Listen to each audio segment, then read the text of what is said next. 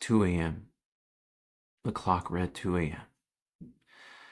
I still had not slept. My mind raced with thoughts. Childhood, lost summers, movies, you name it. This night was unlike any other night. The air was cool and the sky was cloudy. I got up and walked to my window. I looked down at the street and saw a lonely bus stop. I knew the bus had stopped running at midnight, but the stop's lights remained on.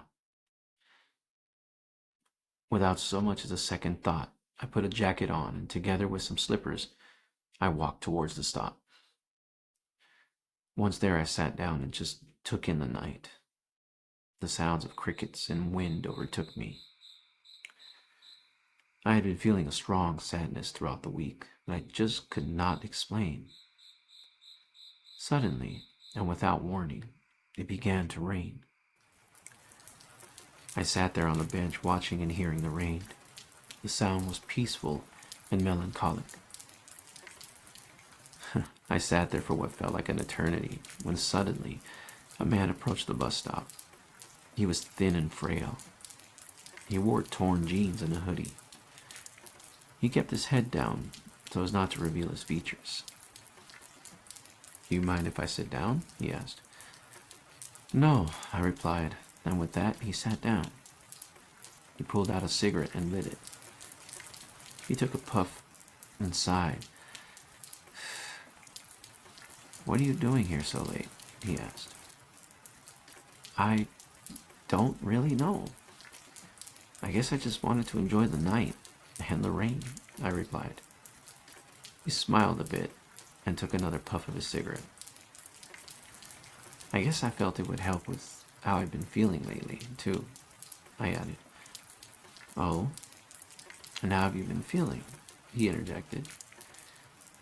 "I honestly don't know. I guess the best way I could describe it would be depressed."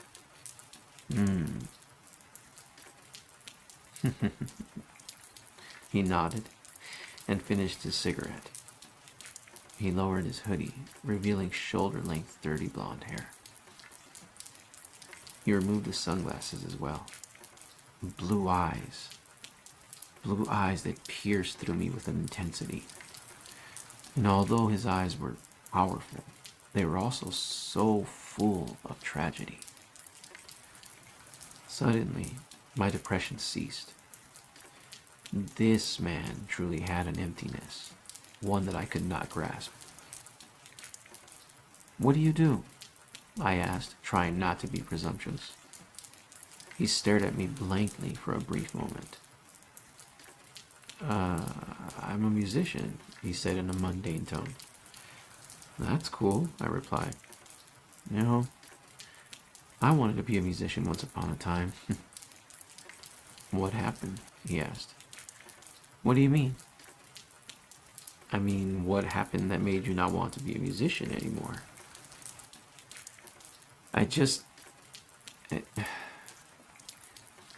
I just didn't have the patience for it." He chuckled and looked up to the night sky. The rain had now calmed to a sprinkle. He looked at his wristwatch and sighed. "I gotta get going.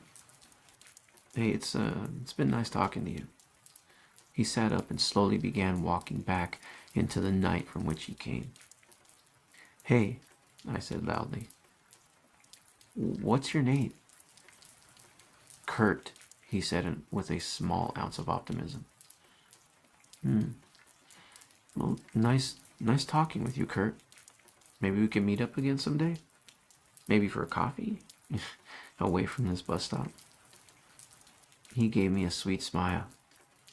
"I'd like that," he said, before walking into the rainy night and out of sight.